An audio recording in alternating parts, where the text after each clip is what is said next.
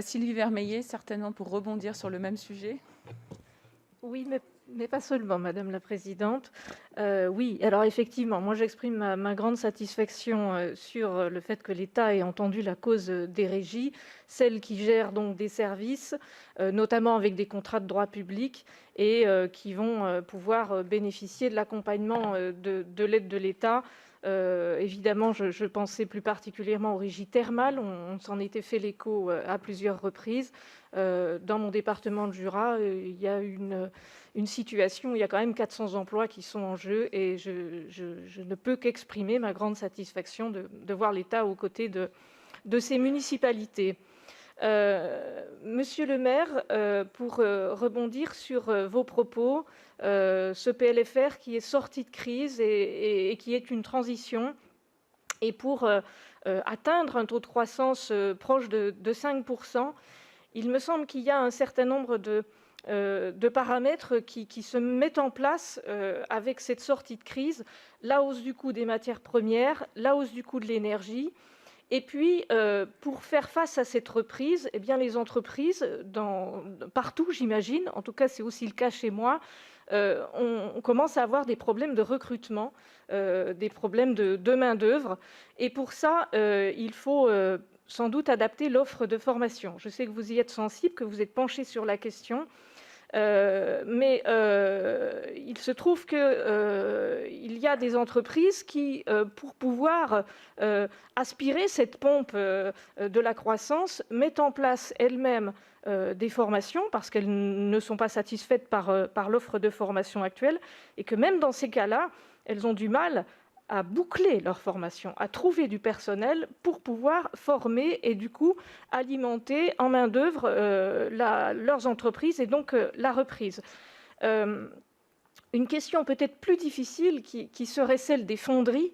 J'ai l'entreprise MBF dans le Jura, Manzoni-Bouchot Fonderie.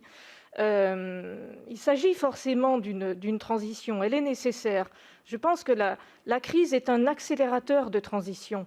Les entreprises, même hors crise Covid, ces fonderies, elles auraient dû sans doute s'adapter, mais peut-être avec plus de délai pour le faire. La crise accélère cette transition et l'État les accompagne.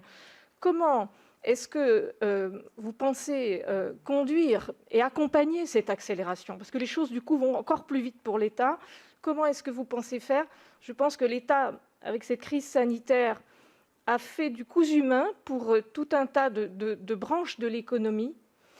Et là, pour certains secteurs qui mécaniquement doivent s'adapter, moi je me pose la question de savoir si l'État saura faire du cousu humain aussi pour ces entreprises, tous ces fleurons de notre industrie qui sont obligés de s'adapter, mais pour lesquels on n'a pas vraiment de solution. Dernier petit point, Monsieur le ministre, vous avez parlé de l'éventualité d'une croissance supplémentaire de la France. Moi, je pense qu'il y a une réserve de croissance qui réside dans les collectivités.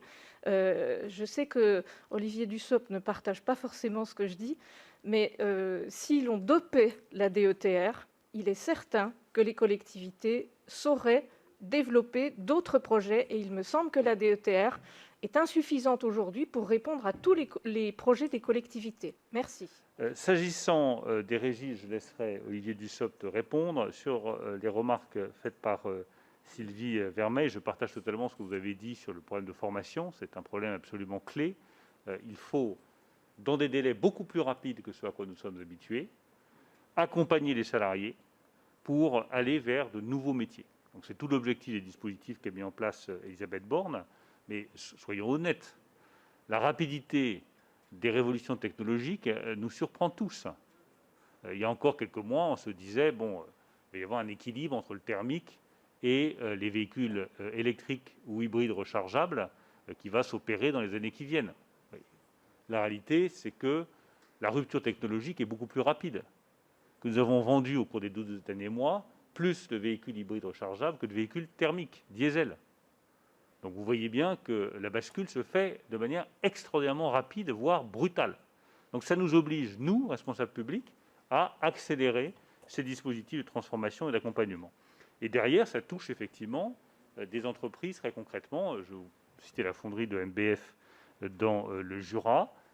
Nous avons pris à bras-le-corps ce problème des fonderies.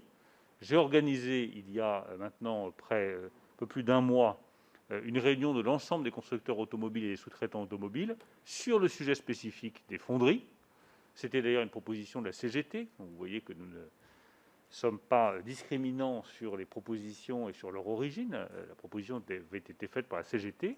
Et je pense que c'est une bonne proposition de regarder l'intégralité des fonderies en France, qui représentent quasiment 15 000 emplois, de voir comment est-ce qu'on les accompagne, comment est-ce qu'on les transforme, comment est-ce qu'on diversifie leurs activités de façon à ce qu'on puisse sauver le maximum d'emplois. Mais il faut être très clair, les fonderies françaises ont un problème de compétitivité, et ça, on ne peut pas tourner autour du pot, il faut le prendre à bras-le-corps. Elles ne peuvent pas se reposer uniquement sur la fabrication de moteurs thermiques, puisque par définition, ces moteurs vont être remplacés par des moteurs électriques, mais ils peuvent avoir, parce qu'ils ont de la qualité du savoir-faire, des diversifications possibles. Exemple, les produits en fonte pour le nucléaire. Moi, je considère que l'énergie nucléaire fait partie de l'avenir énergétique français. Je considère que le nucléaire est un atout pour la France. Je considère que la maîtrise du cycle et de l'intégralité du site est un élément de puissance de notre nation. Et je considère que dans une période qui s'ouvre, on va avoir encore plus besoin d'électricité. Avoir la capacité de produire de l'électricité décarbonée à partir de centrales nucléaires, c'est un atout pour la France. Et je pense que c'est bien que chacun prenne position là-dessus, mais tous ceux qui sont opposés au nucléaire, qui veulent accélérer les fermetures, m'expliqueront où ils trouveront l'électricité peu coûteuse, décarbonée, disponible, dont nous aurons besoin aussi bien pour nos smartphones, pour nos téléphones portables, pour la domotique, que pour nos véhicules électriques. Et évidemment, le président me retire les mots de la bouche pour la production d'hydrogène et pour l'électrolyse qui réclame beaucoup d'énergie. Vous connaissez mes positions là-dessus, je les rappelle avec sincérité, franchise et clarté. Sur les questions relatives aux régies, nous allons effectivement indemniser la perte d'épargne brute entre 2019 et 2020, des régies industrielles et commerciales organisées en budget annexe, ainsi que des régies organisées en service public administratif quand c'est nécessaire. Elles sont moins nombreuses pour le coup. Nous allons faire en sorte d'accompagner aussi les services publics industriels et commerciaux, mais qui, très généralement, sont organisés en budget annexe.